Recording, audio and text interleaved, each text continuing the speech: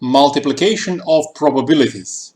What can we do with this scary animal?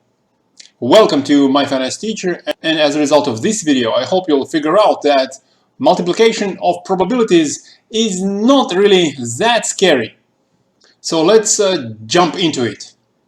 There are basically two rules of multiplication of probabilities. The special rule, which is generally simpler than the other one, which is the general rule. The special rule is applied to the multiplication of probabilities when the events that the probabilities refer to are independent. So what are independent events?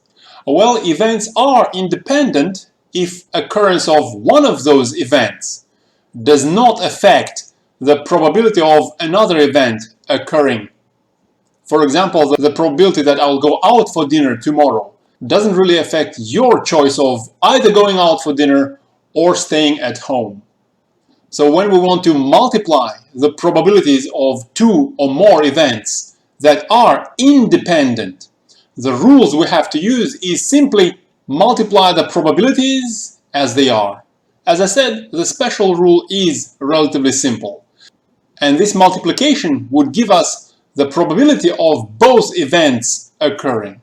Or if you generalize to more than two events, if you multiply the probabilities of all independent events, what you get is a probability of all of those events occurring. Let's jump into an example. Let's say there is a survey of a lot of students. Let's say there is a survey of 2,000 university students. And the survey shows that 60% of these students already reserved their flight tickets for the upcoming holidays last month, although the other 40% of students haven't done so yet. Now let's have a look at two events. One event is selecting one student and checking if the student had already reserved the tickets last month, and the second event is doing the same for the second student. Let's say our question here is to calculate how much is the probability that both of those students had already reserved their tickets last month. So essentially we want to calculate the probability that student A and student B both already had made their reservation. And as we've just seen from this very simple equation, the multiplication of these two probabilities is exactly what we are looking for. So let's have a look at the probabilities of each of these events. Let me call them R1 for the event showing that the first student reserved the tickets last month. The probability of R1 is 60%. And I'll call R2 the event that the second student also reserved the tickets last month. The probability of R2 is also 60%.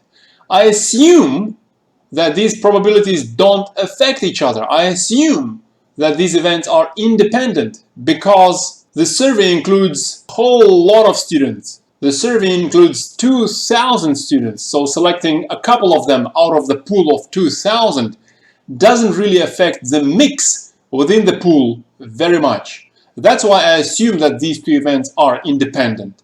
If you are really picky about this, you might argue that these two are not independent. For now, I'll assume that they are. In which case, of course, I can use this simple formula for calculating the multiplication of probabilities, where I just simply multiply the probabilities as they are, which gives me, of course, 36% chance that both of the selected students already made their flight reservations last month. So, doesn't look so difficult, doesn't it? Let's have a look at some more details of the outcomes that we could have faced with selecting only two students. And this table over here shows all possible outcomes. Over here, I'll call R the fact that the student, either first or second, did make a reservation. And I'll use this tilde R as a notation that the student, either first or second, did not make a reservation. If I'm selecting only two students, and the students either had made the reservation already or not, then there are only four possibilities. Either both of the students had made the reservation. We've already looked at that, and the probability of that is around 36%. Another possible outcome is that the first student did make a reservation while the second didn't. And as the students making reservation is 60%, then the students not making a reservation is at 40%. Then the likelihood of this outcome, where the first student made a reservation, the second didn't, is 0.6 times 0.4, giving you a 24% chance. Similarly, for the outcome where the first student didn't make a reservation and second did, we just swapped these numbers around, giving us the same product of 24% chance. And the last fourth outcome is both students haven't made their reservations yet. For each of those, the probability of not making a reservation yet is 40%, and for both of those, a simple multiplication gives you a 16% chance for this outcome. This is everything that you might see with only two students and both of them either making or not that reservation. Hence, if you add up the probabilities of these outcomes, you will receive a total of 1, meaning that this list of outcomes is an exhaustive list of mutually exclusive outcomes. So to sum up, the probability of neither making a reservation is 16%, probability of either one of them making a reservation, regardless of whether it is the first student or the second, is actually 48%. And the sum, as I said, is 100%. Next, let's move on to the general rule of multiplication, which you have to use in case if events are not independent. Basically, the events are not independent if the occurrence of one of those events does have an effect on the probability of the other event occurring. In this case, as you see, the probability of the second event does depend on the first occurring. It's conditional on the first occurring or not. Hence, we arrive at the notion of conditional probability. Probability of one of the events occurring given that the other has occurred. And the formula for general rule of multiplication of probabilities is, as you see in front of you, but we'll come back to that in a minute. Let's just first look at a simple example with 10 soda cans in a cooler, and let's say a cooler is in a dark room, hence selecting one can out of the cooler is more or less a random chance of selecting between 7 regular sodas and 3 diet sodas. Let's say we select a couple of cans, doing that one after another without replacing the cans back into the cooler. So once the first can is selected, we can have one of the following two outcomes. I'll call these outcomes D1. For the first can that is selected being diet soda, the probability of that is of course 30% because there are 3 diet sodas out of the total 10 sodas. And the other event is R1, denoting that the first soda can is a regular one, and the probability of that occurring is of course 70%. 7 regular out of 10 total. And here comes the interesting part. Once we select the second can without returning the first one back into the cooler, let's look at the question and let's calculate the probability of the second can being a diet soda. I'll call that event D2. So the probability of D2 is what I want to calculate, and it actually depends on what was the first soda. Was it a diet soda or was it a regular one? If the first soda was a diet one, we'll end up over here in the place where the question mark on the left is. This is actually called a tree of probabilities, leading us towards the left path through the first Diet Coke. Alternatively, if the first soda selected was a regular one, and if I'm looking for the probability of the second being diet soda, I'm actually looking at the question mark over here on the right, questioning what is the probability of D2 given that R1 had already happened. And the answers over here in place of our question marks are 2/9 for the left path and 3/9 for the right path. These two probabilities are the conditional probabilities of the second soda being diet soda. The one on the left is the conditional probability of the second soda being diet one given that the first is diet soda, and the one on the right is the conditional probability of the second soda being diet one given that the first one is regular soda. The one on the left is equal to 2/9 because after selecting the first diet soda, there are only 2 diet sodas left in the cooler out of the total 9 sodas.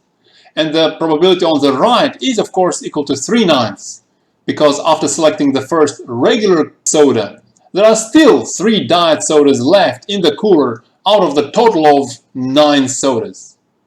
So now that using this example we understand what is conditional probability, let's continue with the general rule of multiplication, as it does require conditional probability.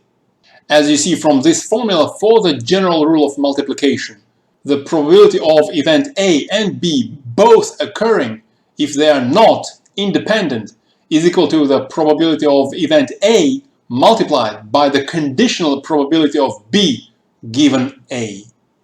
If this doesn't make much sense, hopefully the next example will clarify things. The next example is specifically for this general rule of multiplication, where we have 12 golf shirts in the closet consisting of 9 white shirts and 3 blue shirts. Something similar to the representation of this picture. Let's also assume that the closet is in a very dark room, so you are effectively just selecting a shirt at random without looking at its color. And as you are playing golf 2 days in a row, there is no time for basically washing the shirt and returning it back into the closet. So selecting the first shirt, either white or blue, changes the pool of shirts in the closet, affecting the probabilities of the second shirt being either white or blue. Hence, if you want to calculate the probability of both shirts being white, the fact that the first is white would affect the probability of the second being white. Hence, these two events are not independent and we have to use the general rule of multiplication. For that, let me start with notation. Let me use W1 for the first shirt being white. And the probability of W1 is 9/12 because there are 9 white shirts out of total 12. Let me call W2 the event that the second shirt is white. And the probability of W2 is conditional on what happens in our first choice. There would be several paths in the tree of probabilities bringing us to the second white shirt, but the particular path that we are interested in includes the conditional probability that the second shirt is white, given that the first shirt is white as well. This probability is equal to 8/11, because after selecting the first white shirt, there are only 8 white shirts left in the closet out of the total 11 shirts left in the closet. So that is the conditional probability, and to use the general rule of multiplication, we multiply the probability of the first event by the conditional probability of the second event, giving us around 55% chance of selecting both shirts white. And of course, you can also extend that rule to cover cases that include more than 2 events. For example, if you're looking at the case including 3 events, A, B, and C, and they are not independent, then the probability of all 3 of those occurring is the probability of A occurring times the conditional probability of B given A occurring times the conditional probability of C given both A and B occurring. And looking back at our example of golf shirts, we can extend that example to 3 white shirts. The conditional probability of the third shirt being white as well, after the first 2 are actually white, is 7/10, because after withdrawing 2 white shirts out of the closet, there are only 7 white shirts left out of the total 10. And multiplication of all of these will give you a 38% chance of 3 shirts white. And this concludes our brief review of multiplication of probabilities.